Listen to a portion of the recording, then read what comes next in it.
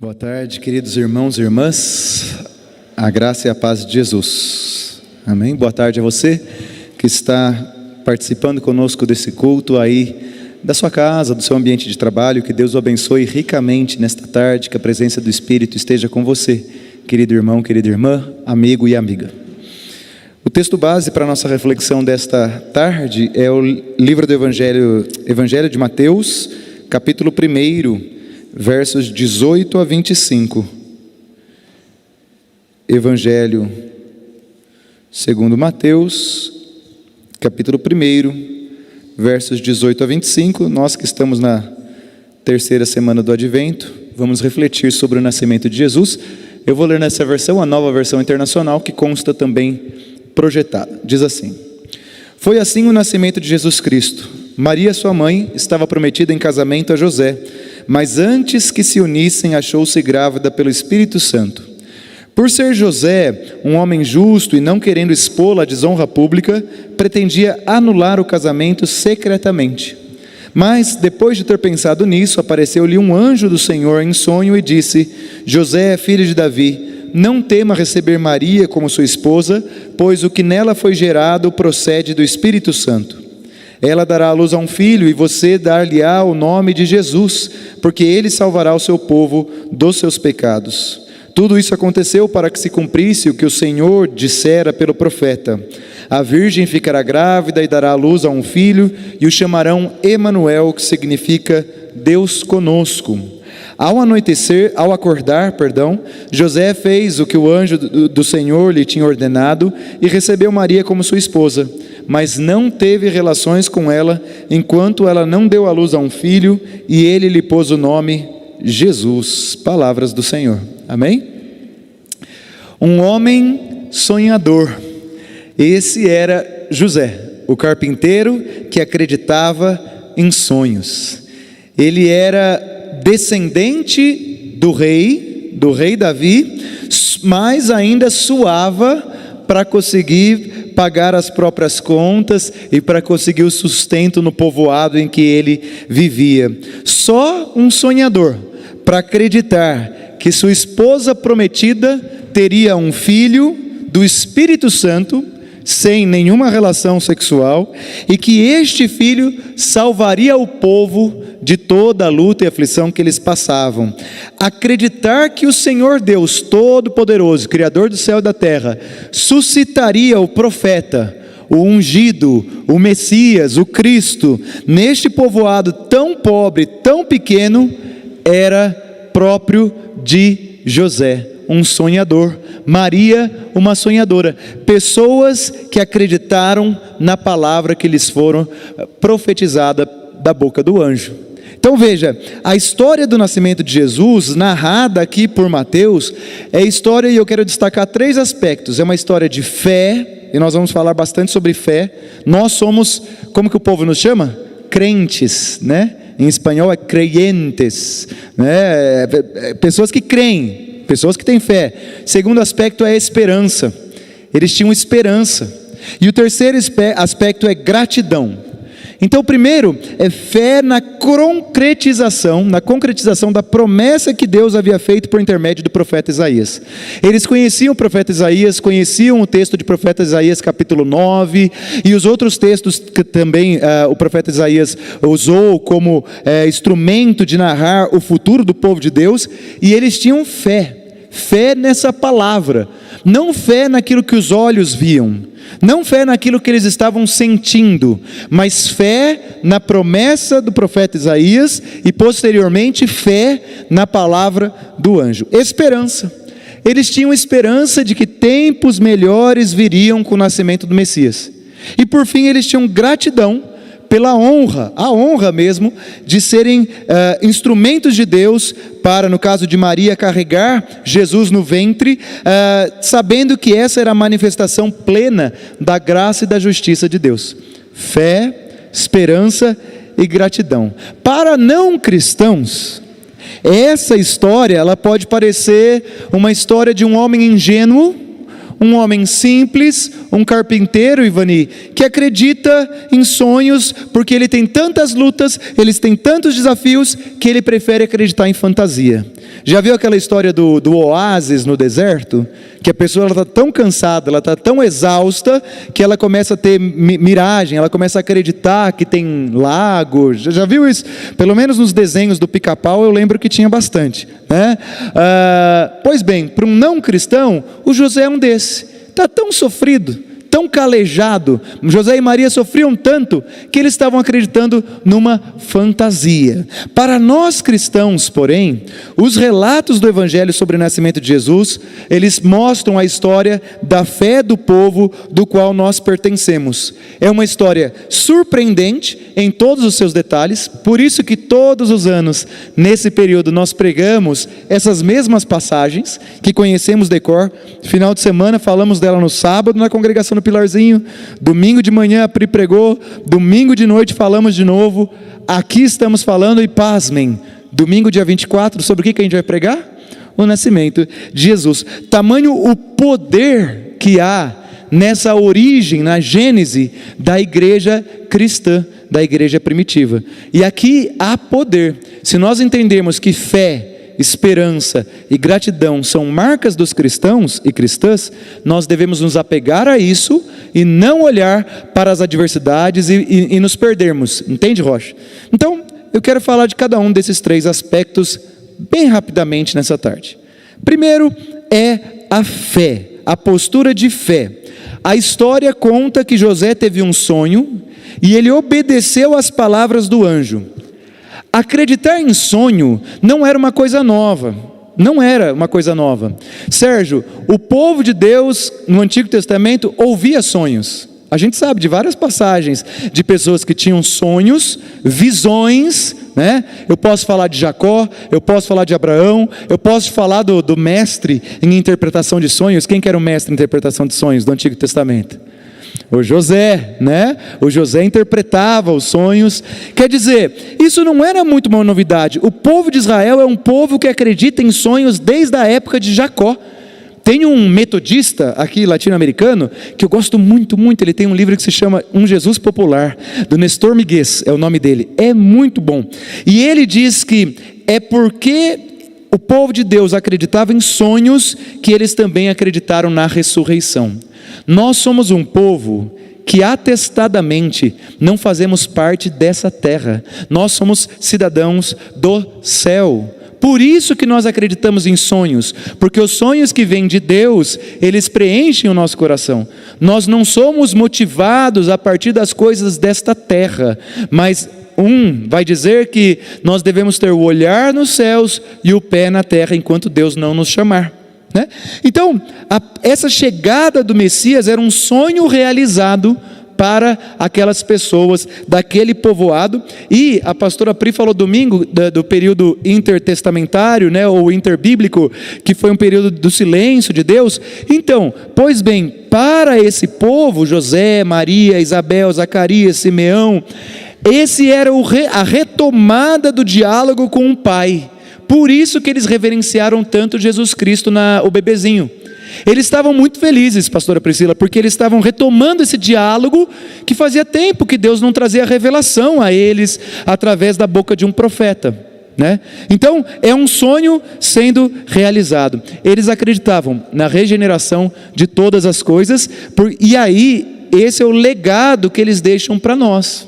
Se nós acreditamos em Cristo, nós também devemos ser o povo que acredita e que tem fé que as coisas vão mudar, que com a presença de Deus tudo está sob controle. Essa tem que ser a nossa marca. Então, o irmão e a irmã que está participando agora desse momento, se em alguma área da sua vida a sua fé estiver estremecida, se em alguma área da sua vida você estiver olhando mais para o tamanho do problema do que confiando nos sonhos, que são as palavras, a profecia, a palavra de Deus, então fale com Jesus nesse fim de ano. Fale: Senhor Jesus, a minha fé está estremecida. E uma marca forte do nascedouro da igreja cristã é a fé. E eu faço parte dessa família da fé. E eu percebo, Deus, que eu estou meio desconfiado, meio cético. Me ajuda, Senhor. Me ajuda, Senhor. Fala com Ele. A fé é dom de Deus. pode ser que existam momentos em que a nossa fé é estremecida. E nesse momento nós devemos voltar à Bíblia e lembrar da nossa origem do novo nascimento, não do primeiro nascimento, tá? O primeiro nascimento é aquele que a gente nasceu da barriga da nossa mãe. O novo nascimento, nós nascemos não da carne, mas do Espírito. Então, veja, na música, tem vezes que está tão bagunçado, talvez o ensaio, Rocha, corrija-me se eu estiver errado, que ele tem que voltar para os fundamentos. Ele fala, calma lá, opa, fundamentos aqui. O som está muito alto, a gente tem que ouvir os vocais, porque senão a igreja não vai captar a letra. E a letra é muito importante. A bateria aqui, o fundamento vai dizer isso. Para esse estilo de música tem esses fundamentos. Ele volta para o fundamento, reorganiza a orquestra, a casa, e aí sai com maestria aquilo que foi feito. Assim também acontece na vida com Deus. Às vezes nós precisamos voltar para o fundamento, reorganizar a casa, e aqui o fundamento é a fé, e aí sim continuar a nossa caminhada. Ainda mais no tempo em que nós vivemos de tanta descrença. As pessoas hoje não acreditam mais no casamento, por exemplo, doutor Onésimo. Os dados apontam que meninas e meninos, isso lá dos Estados Unidos, 70% de uma pesquisa que foi feita com meninas e meninos do terceiro ano do ensino médio nos Estados Unidos não querem mais se casar porque não acreditam no casamento. Um fundamento bíblico na relação entre um homem e uma mulher que se amam, As pessoas hoje têm descrença no Estado. Passamos recentemente por vários turbilhões políticos, independentemente do espectro político de cada um, que deu uma desestabilizada, as pessoas não acreditam. As pessoas não acreditam mais na igreja. Eu estava agora no almoço com os missionários, e o Catito e a Sandra, que vieram de Angola, disseram que as pessoas não estão mais acreditando na igreja. Tamanhas falcatruas que estão acontecendo por aqueles lugares, E as pessoas também desconfiam, acabam se tornando descrentes do próprio Deus. E nós somos os filhos adotivos de Deus, os filhos que Deus adotou para revelar essa verdade às pessoas. Preste atenção na palavra revelar, não é para convencer. Momento algum na Bíblia Jesus está tentando convencer as pessoas de nada, mas revelar o Deus que existe a elas. O que é revelar? É algo que está encoberto e eu simplesmente tiro já viu o mágico, Ele tira e ele mostra o que está, ele revela o que está encoberto.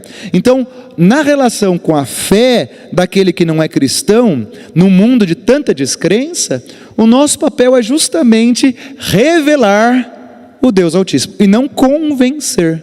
Porque daí o convencimento a gente vai no âmbito da terra. Revelar é orar antes, falar, Senhor Jesus, revela o teu poder. Pode ser através da cura, pode ser através de um sonho, pode ser que nem o doutor Onésio e a Zionelli estão falando, olha, eu quero muito que o Jonatas esteja bem, para que Deus revele a glória dele para aqueles médicos. É isso, não é para convencer. Então Jesus, ele se revela a José, Maria e a muitos ali. Na época de José, crer em Jesus como Filho de Deus significava estar comprometido com a história do povo de Deus, porque era e ainda é impossível separar o conhecimento de Deus da fé de Deus. A fé e o conhecimento de Deus, eles têm que estar intrinsecamente ligados. Se você só conhece a Deus, você então não é de Deus, porque o conhecimento vem junto com a fé, o conhecimento que vem do alto. A Bíblia várias vezes diz do conhecimento que vem do alto, não o conhecimento que vem construído da filosofia humana. Então, quando a gente percebe esse poder da fé que é revelada em uma das velas do advento, então nós somos lembrados, estamos fortalecidos para enfrentar as nossas lutas. Não perca a sua fé no Senhor Jesus. Seja um sonhador como o carpinteiro. Seja um sonhador, por mais que nós tenhamos que suar para conseguir nosso próprio sustento, nós somos sim filhos e filhas do Criador do Universo. Somos sim filhos e filhas do Senhor de todas as coisas. Ainda que tenhamos que passar por muitas lutas, essas lutas servem para a glória de Deus. Amém? Esse é o primeiro ponto do nascimento, a fé. Esses homens e mulheres que estavam no pequeno entorno do nascimento de Jesus, numa cidade de um povoado, esse José Miguel, ele vai dizer que, o Nestor Miguel vai dizer que o povoado de Belém tinha em torno de 40 a 50 famílias. Já pensou, Juninho? Às vezes a gente fala Belém, 40, 50 famílias, doutor Onésimo. Não chega a ser um bairro, era um povoadinho, eram assim, pessoas que trabalhavam ali para subsistência. E aí você, Ivani, vem dizer que o Senhor Todo-Poderoso, o Criador do Universo, vai nascer em Belém? Aí vem José e Maria e creem, Isabel e Zacarias creem, Simeão vem e crê, os magos do Oriente vêm e crê. Isso é poder de Deus, é revelação de Deus, não é conscientização. Porque convencimento de que uma cidadezinha tão pequenininha viria o Messias, o Todo-Poderoso, é só algo que foi revelado a eles. E nós somos o povo ao qual foi revelada a verdade. Portanto, andemos como esse povo. Segunda característica é a esperança. Maria, Zacarias, Simeão, Ana, essas pessoas estavam envoltas num ambiente de reverência e de espera. Eles eram o que alguns chamam de o remanescente fiel, aqueles que ainda criam pelo poder do Espírito. Quer dizer, a gente está falando de uma mãe virgem. Normal, né? Uma mãe virgem, é normal ter mãe aí que é virgem, você já viu várias, né? Segundo, um sacerdote de segunda ordem, um profeta ancião, uma viúva que louva a Deus e aponta o menino como redentor. Eram essas pessoas, Sérgios, simples como eu e vocês, que foram capazes de ter esperança, e elas faziam parte dessa corrente da esperança.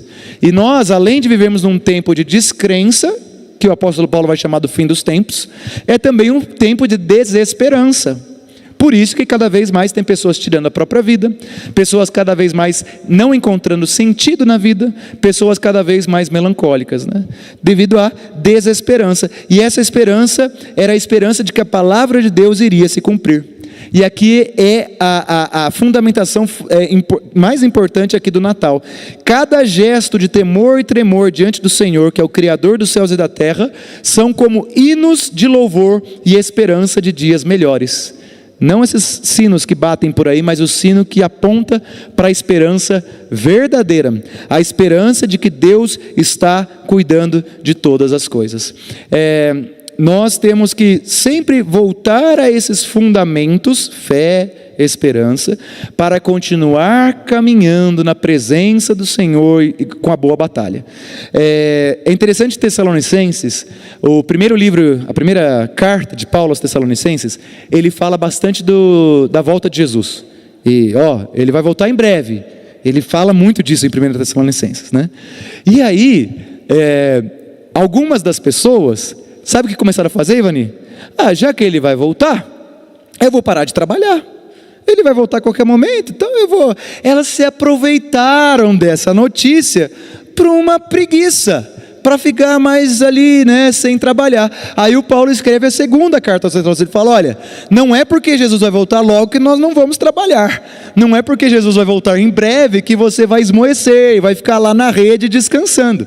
Ele estava voltando no fundamento, ele estava trabalhando a essência daquele povo, né?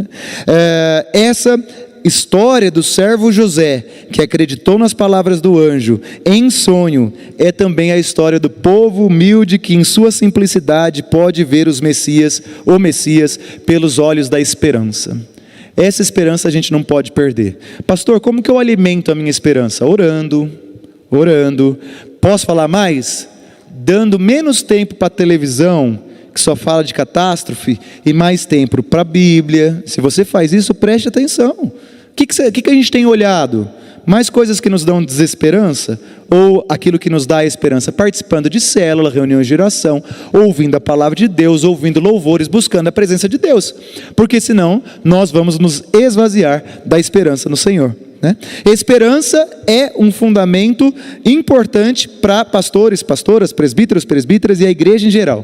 A esperança de José não estava fundamentada nas promessas humanas, nas coisas que ele estava vendo, porque o Império Romano estava oprimindo ali, né? Mas estava nas palavras do Senhor e na história do povo dele. Eu não sei de você, mas uma coisa que me traz esperança são homens e mulheres, entre aspas, que deram certo na vida, homens e mulheres de fé, Rocha. Então hoje eu estava lá no almoço com os missionários e ouvi o Dr. Césio. O Césio, ele estava almoçando, De repente ele sai discretamente da mesa, ele pega do bolso dele, do lado tem uma mesa aqui, X, nem sei quem são as pessoas, era um restaurante, e ele dá o folhetinho, Jesus te ama. Aí ele dá o folhetinho pro outro, Jesus te ama. Aí ele sai, ele anda devagarzinho assim, né? Vai na outra mesa, dá o folhetinho, e aí ele volta para sentar, discreto. Quando eu olho para ele, essas férias, agora eu vou descansar, eu quero ir na casa do meu avô, né? Eu não sei de vocês, mas para mim me ajuda muito olhar o pastor Matias, pessoas que têm mais idade e que perseveraram e que ainda amam a Jesus. Isso me dá coragem, assim. Quando por exemplo, a história da minha mãe, assim também, quando eu tô com preguiça, ou tô desanimado, ou tô meio murmurando, né? Eu lembro da vida da minha mãe, por exemplo. Minha mãe, o que minha mãe tomava de agulha? Minha mãe perdeu o cabelo, minha mãe perdeu o seio, tudo que é tão importante para a mulher, né? Minha mãe ia para Jaú, naquele hospital do câncer, toda semana ela estava sempre sorrindo e cantando e louvando a Deus. Eu não sei se ela reclamava escondido, pode ser, mas eu, criança, eu só via ela orando ao Senhor. E aí quando, Juninho, eu começo a ter um desânimo, alguma coisa, e eu lembro da minha mãe, eu sinto vergonha, mas uma vergonha santa, uma vergonha que me levanta, que fala, vamos embora, que isso? Sabe? Então o meu avô, eu estou indo lá para isso. Quando eu vejo pessoas assim na minha vida, que são pessoas simples, né? Minha mãe era professora de pessoas com necessidades especiais da PAI lá, e eu vejo o quanto que ela amava Jesus, isso me fortalece. Então a gente tem que ter essas pessoas, viu, turma? Para garantir a esperança e a fé. Deixa eu ver o horário. E para não perder de vista quem nós somos. Nós somos o povo de Deus. Não deixa Satanás vir no teu ouvido e te convencer do contrário. Desliga um pouco a televisão se você não estiver ouvindo palavra. Fortaleça-se. Isso é responsabilidade nossa sob o poder do Espírito Santo. Amém? E vamos para a última então. Fé, eles, né, povo sonhador, esperança, eles tinham esperança de tempos melhores. E por fim, a gratidão nesse ambiente de paz. Quer dizer, era uma pousada em que Jesus nasceu, ali na estrebaria, no fundo, onde tinham animais, numa cidade de 40 a 50 pessoas, um povoado, que se chamava Belém, que é conhecido como a Casa do Pão, e ali Deus começa a estabelecer o reino de paz dele e de descanso, e ali começa a nascer as respostas que Jesus vai dar para o mundo, as perguntas que os fariseus estão fazendo, que os saduceus, que os escribas, que os discípulos, que os gentios, porque alguns também de passagem estão chegando e ouvindo o que Jesus está falando, né? Então, nesse ambiente a paz vai sendo estabelecida a partir de um referencial que a gente tanto precisava, porque até aquele momento Deus era alguém revelado através da palavra de profetas e revelado através da palavra de outros homens, patriarcas, mulheres, juízes, a juíza Débora, mas de repente o próprio Deus aparece, pronto para responder as perguntas que a gente tem. E aí, ele não só aparece para aquela geração, como ele levanta 4 evangelistas e o apóstolo Paulo para deixar escrito isso. E não só isso, não satisfeito com isso, Deus não só vem à terra, tira a dúvida do povo, levanta 4 evangelistas e um apóstolo para escrever, mas não só isso, ele envia o Espírito Santo, e aí desde então, cada homem e mulher que vem num púlpito desse, seja um púlpito bonito como esse, numa igreja linda como essa, seja numa debaixo, escondido numa caverna, o Espírito está na vida do pregador, ou deveria estar, e essa palavra que é pregada, o Espírito está na vida de cada um de nós, é revelada. Então veja, não é que a gente está lendo um livro e agora se vira por conta própria para decifrar ele. O Espírito Santo é quem nos guia a toda a verdade até os dias de hoje. Por isso que Jesus diz que nós não ficaríamos órfãos, né? Ou seja, Deus é tão zeloso, tão cuidadoso, que ele se revelou a uma geração, os registros foram anotados, e o Espírito Santo de Deus é o autor, que vania a cada nova geração. Depois que a gente morrer, o Espírito vai continuar dando as orientações devidas, para que nós não percamos a fé, a esperança e um coração agradecido. A Bíblia tem muito a dizer sobre a gratidão, muito. E nestes domingos de advento, nós somos lembrados a sermos gratos pelo nascimento de Jesus. Que Deus possa nos ajudar a promover a chama da fé da esperança e da gratidão. Que as nossas vidas reflitam o calor do que arde dentro de nós. Não adianta arder o calor dentro de você, que é o fogo do Espírito, e ninguém vê. Não adianta uma vela estar escondida debaixo de uma mesa. Então, se o Espírito Santo, que é fogo do céu, manifesto, arde no teu coração, eu não sei de você, mas eu vejo o fogo queimar, e ele tem que queimar para fora. Ele queima para dentro, mas brilha para fora. Ele arde para dentro, mas ele ilumina para fora. É isso que o fogo faz. Então arde para dentro, mas ele ilumina para fora. Ele queima aqui para dentro, mas ele aquece quem está fora. O Natal está chegando, vai ser daqui menos de 7 dias, né, na segunda-feira. E eu quero deixar um desafio para vocês, irmãos e irmãs, que nesse Natal nós possamos, reunido com as nossas famílias, no mínimo fazer uma oração, preparar uma breve devocional. Dica aqui do pastor, tá? Se tiver muito descrente, muita gente que não é crente na sua família, não vai preparar um textão de 1h30, porque isso vai mais afastar o não cristão, tá? É só uma dica, só se o Espírito Santo te falar para fazer isso. Se não, seja mais sucinto, mas seja assim, inteligente, ore a Deus, fala: Senhor, é aquela palavra que é, né? Lembra, o texto não é para convencer ninguém, é para revelar a pessoa. Então faça isso, leia a Bíblia. Ai, pastor, eu sou tímido. Ora então no seu coração, né? Mas que nesse Natal a nossa chama da fé, da esperança e da gratidão seja reaquecida até o dia que Jesus voltar. E se você está precisando de fé nessa tarde, eu vou orar agora por você, para Deus fortalecer sua fé. Se você está precisando de esperança, porque você está assistindo muito da Atena, então eu vou orar para que Deus fortaleça a sua esperança. E se você precisa de mais gratidão a Deus, como era o coração de José, de Maria, então nós vamos orar para você resmungar menos, reclamar menos e agradecer mais, tá bom? Para que as pessoas possam ver. Pai, nós cremos no Senhor. Nós cremos no Senhor, Pai, desde o momento que o Senhor nos chamou para a vida nova, desde o momento do nosso novo nascimento, ó Pai, do momento que Teu Espírito Santo foi derramado sobre nós e tudo se fez novo. Obrigado, Pai, porque o Senhor tem paciência conosco.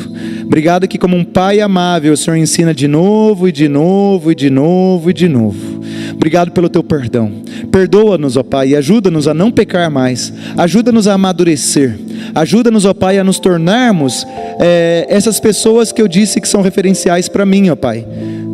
Como minha mãe meu avô, o pastor, enfim, que nós sejamos isso para outras pessoas, porque assim como nós somos beneficiados com essa Tua graça, nós queremos ser instrumentos de graça. Por isso, Pai, oramos pelo Paulo, pela Luísa e pela Maria Fernandes e pelos seus familiares. Guarda-os, proteja-os, guia-os na Tua luz, nós pedimos em nome de Jesus, amém.